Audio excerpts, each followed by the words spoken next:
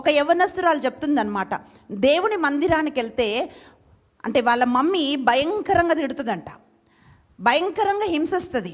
ఇది నేనేం స్టోరీ చెప్పట్లేదండి, కట్టుకథలు చెప్పటం లేదు ప్రియులారా.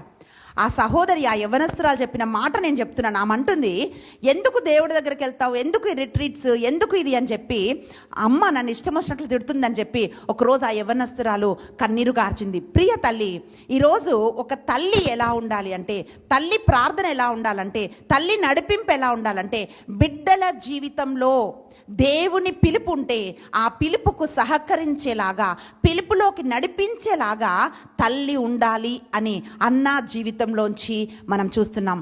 కనుకనే సమూయేలు ఒక గొప్ప ప్రవక్తగా మారాడు. ప్రియులారా, సమూయేలు రాజులను అభిషేకించాడు, సమూయేలు రాజులను నడిపించాడు.